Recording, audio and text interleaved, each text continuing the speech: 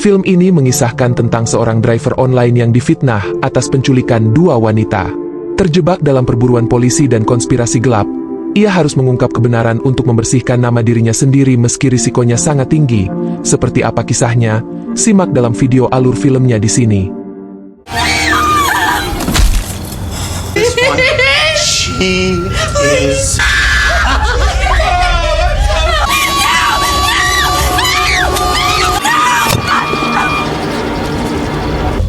What seems to be the problem, officer?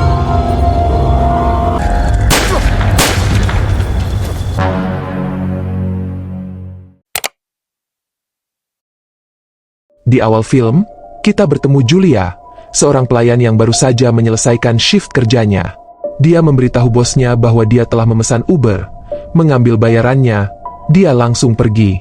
Di luar, ia mendapati tumpangan sudah menunggu dan masuk ke dalam mobil.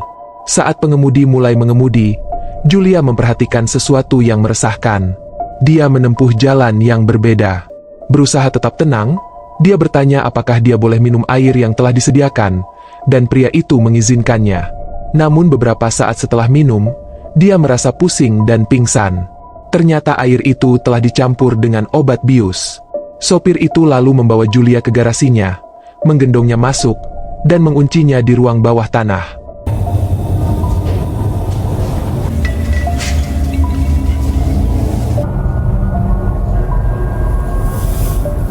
Saat terbangun, dia menyadari dirinya terjebak. Karena panik, dia bergegas ke pintu. Namun, tepat saat dia membuka pintu, pria itu menjambak rambutnya, membuatnya pingsan, dan menyeretnya kembali ke dalam. Sementara itu, kita bertemu dengan Dani, seorang pengemudi online yang sedang berjuang dan tinggal bersama temannya, Tess, seorang petugas keamanan. Tess mengingatkannya bahwa uang sewa dan tagihan mereka sudah jatuh tempo dan pemilik rumah mungkin akan mengusir mereka. Dani berjanji akan segera menemukan uangnya. Dia tahu mereka membutuhkan penghasilan yang lebih baik atau dia harus pindah kembali ke rumah ibunya. Di tempat lain, Detektif Kinderman sedang menangani kasus yang semakin lama semakin dingin. Perempuan di seluruh kota menghilang tanpa jejak. Saat ia mengunjungi ibu dari gadis yang menghilang setahun lalu, wanita itu sangat berduka. Dia takut akan hal terburuk. Jika putrinya masih hidup, dia pasti sudah pulang sekarang. We searched for Cindy for almost 2 years, Mrs. Henderson. I'm sure you know, but a case like this is never closed. Yeah, sure. Kembali ke Dani, saat sedang bertugas, ia menjemput seorang penumpang misterius yang bertanya apakah ia sudah mendengar kabar tentang gadis-gadis yang hilang. Dani, yang tidak menyadari apapun, mengatakan bahwa dia tidak menonton berita. Pria itu kemudian bertanya apakah menurutnya seorang pembunuh berantai bertanggung jawab atas hal tersebut. Dani menjadi curiga dan menuntut untuk mengetahui mengapa dia bertanya. Orang asing itu menjawab dengan nada menyeramkan, "Bagaimana jika suatu hari kau menghilang?" Karena ketakutan, Dani mengusirnya keluar dari mobil dan pergi dengan perasaan frustrasi. Kemudian, dia mengunjungi pacarnya, Mila, dan membawakan hadiah untuknya. Dia terkejut dan sedikit kesal karena pria itu hanya berkunjung ketika ada waktu luang. Namun ketika dia menunjukkan hadiah itu padanya, sebungkus ganja, dia tak bisa menahan senyum. Sementara itu, pengemudi pembunuh itu dengan teliti membersihkan mobilnya, menghapus sidik jarinya.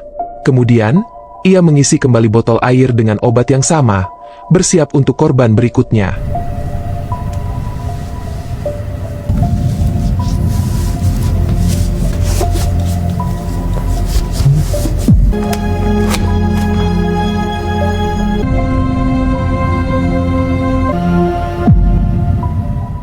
Dani kemudian bertemu Tess di tempat kerja, di mana mereka mencurahkan isi hati tentang kesulitan keuangan mereka.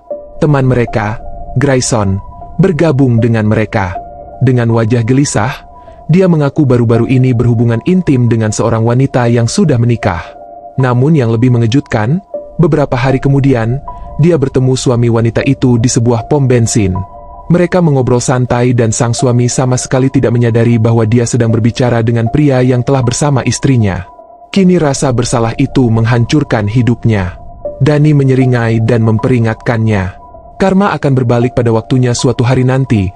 Tanpa disadari, Ia mungkin berada dalam posisi yang sama, berbicara dengan orang asing tanpa menyadari bahwa pria itu berselingkuh dengan istrinya. Hal ini sangat memukul Grayson dan dia berjanji untuk berhenti. Setelahnya, malam itu, Danny mendapat permintaan tumpangan baru. Seorang wanita muda yang keluar dari bar dan melihat sebuah mobil mengira itu adalah tumpangannya. Dia masuk ke dalam mobil tanpa menyadari bahwa itu adalah kendaraan si psikopat. Danny tiba di tempat tujuannya tetapi tidak menemukan siapapun di sana. Sementara itu, si pembunuh membawa wanita itu ke tempat yang sepi. Ketika wanita itu menyadari ada sesuatu yang salah, dia memohon padanya untuk berhenti, tetapi sebaliknya, saat mobil menepi, psikopat pindah ke kursi belakang dan menyerangnya sebelum wanita itu sempat berteriak.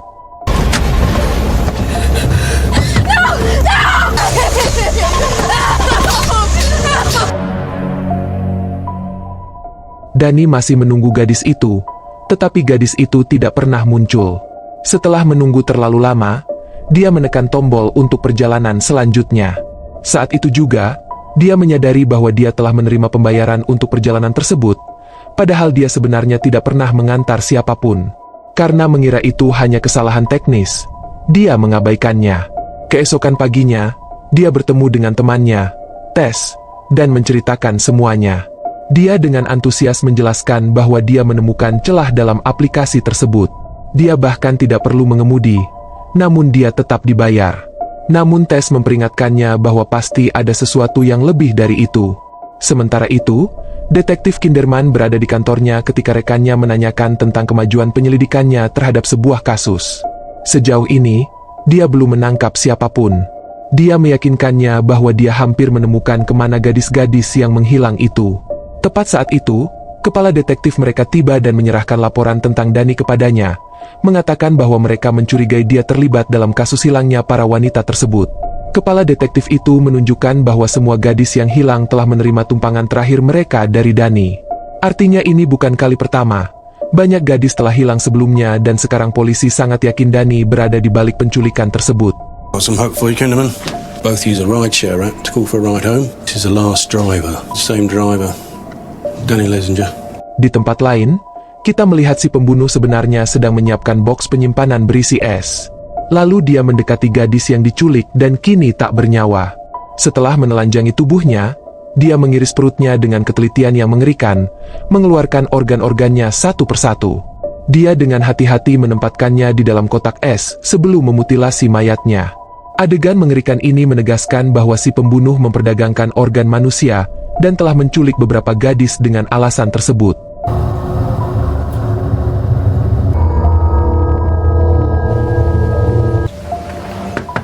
Keesokan paginya, Danny bersiap-siap untuk bekerja, tetapi pacarnya tiba-tiba muncul dan menghalangi jalannya. Dia bersikeras agar pria itu meluangkan waktu bersamanya, meskipun itu berarti terlambat masuk kerja. Ketika Danny bertanya mengapa dia ada di sana, dia mengatakan bahwa dia membawa hadiah untuknya. Danny lalu membawanya masuk ke dalam.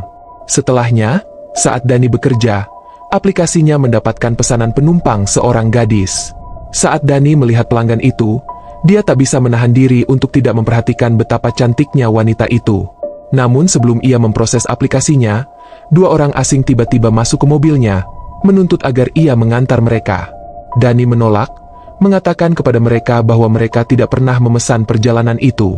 Danny mengusir mereka dan kemudian menelpon gadis itu, menerima pesanannya dan akan menjemputnya di titik lokasi. Namun, ketika tiba di lokasi, wanita itu naik ke mobil yang salah, yaitu mobil milik si pembunuh. Saat ia mencoba memulai percakapan, pengemudi itu tetap diam tanpa ekspresi, membuatnya merasa tidak nyaman. Dia meminta pria itu untuk mengkonfirmasi alamatnya, tetapi pria itu tidak menanggapi. Saat itulah dia memeriksa aplikasinya dan menyadari bahwa pengemudi yang ditugaskan untuknya adalah Danny. Karena ketakutan, dia meminta pengemudi untuk berhenti, sambil mengatakan bahwa dia ingin keluar. Namun, alih-alih menurutinya, pengemudi itu tiba-tiba berhenti dan menyerangnya. Sambil mengambil sandaran kepala, psikopat menghantamkannya ke tengkorak wanita itu. Darah berceceran saat wanita itu sudah tak bernyawa, yang menjadi korban berikutnya dalam perdagangan mengerikan pria itu. Di sisi lain, Danny terus menunggu gadis itu, tetapi gadis itu tidak pernah muncul. Karena frustrasi, dia memutuskan untuk membatalkan perjalanan tersebut.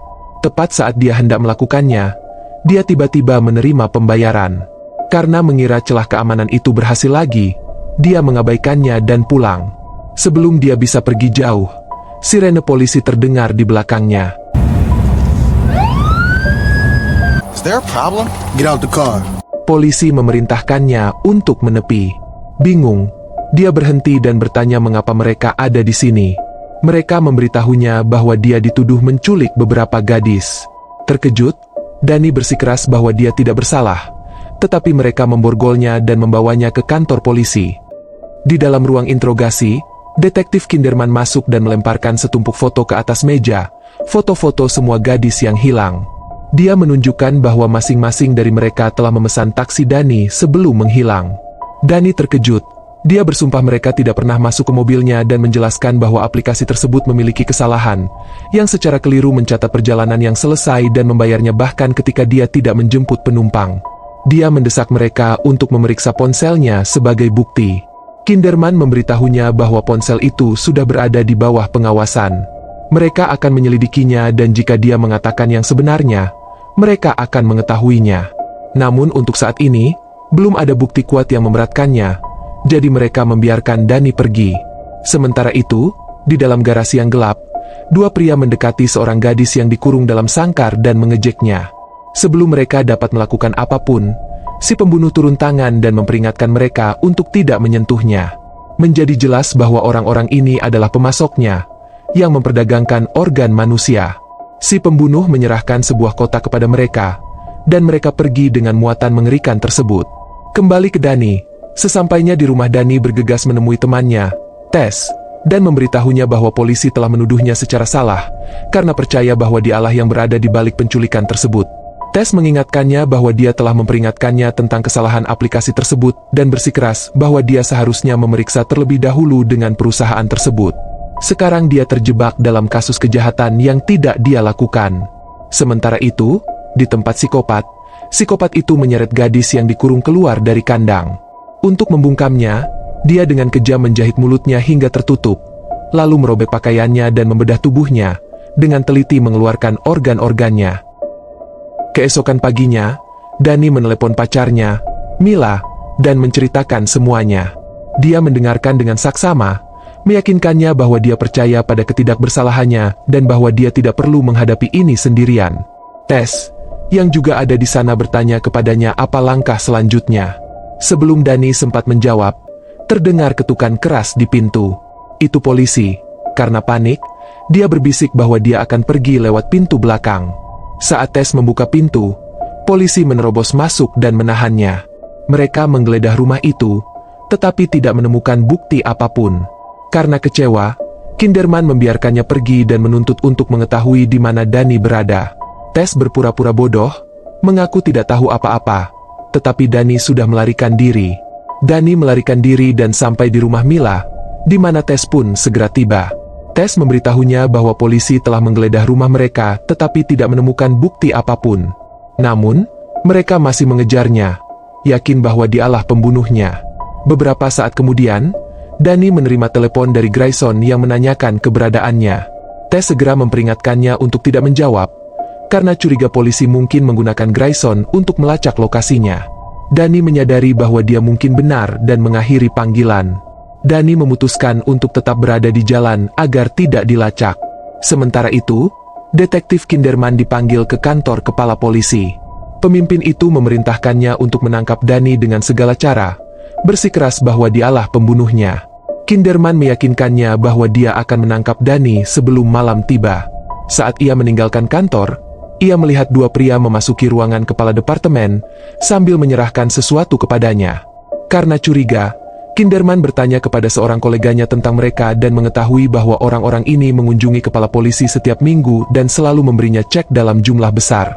Karena penasaran, dia melihat jumlah tersebut dan terkejut, menyadari bahwa ada sesuatu yang mencurigakan terjadi di kota itu.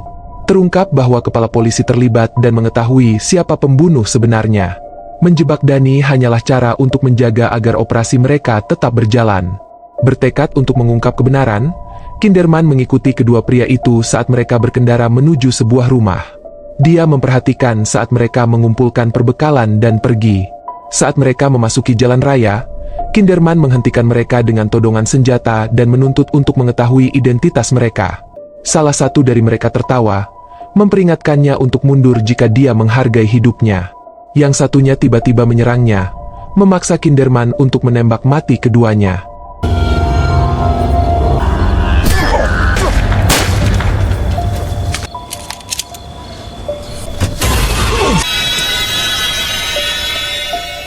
Saat Kinderman membuka boks yang mereka bawa, ketakutan terburuknya pun terbukti benar.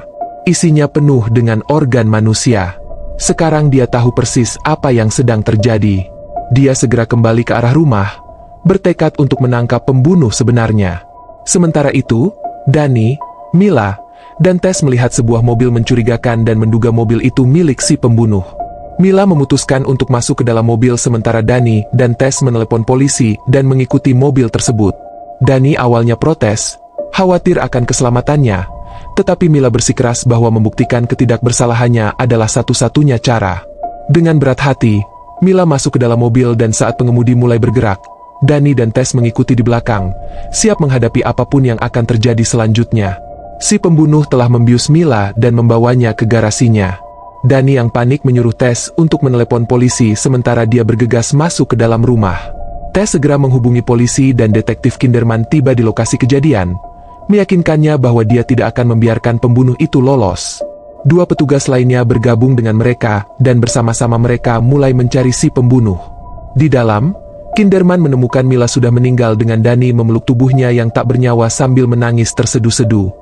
Dia berjanji pada Danny bahwa dia akan menangkap pembunuhnya apapun yang terjadi.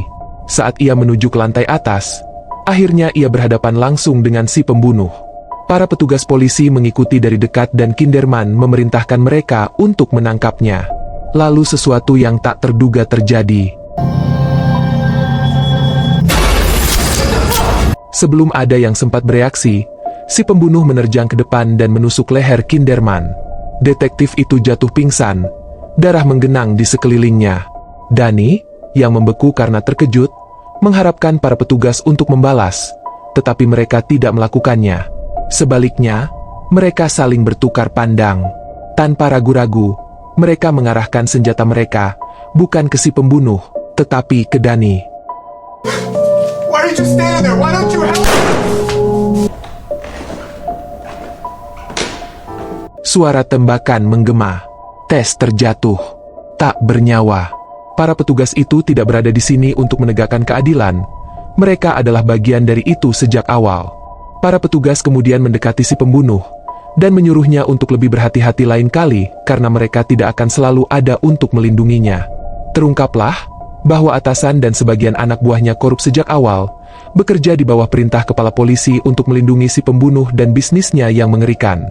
Dan dengan itu, film berakhir, menunjukkan realita kelam tentang bagaimana keserakahan mendorong orang untuk melakukan kejahatan yang tak terbayangkan, sementara mereka yang berkuasa menutup mata, memastikan bahwa siklus korupsi terus berlanjut.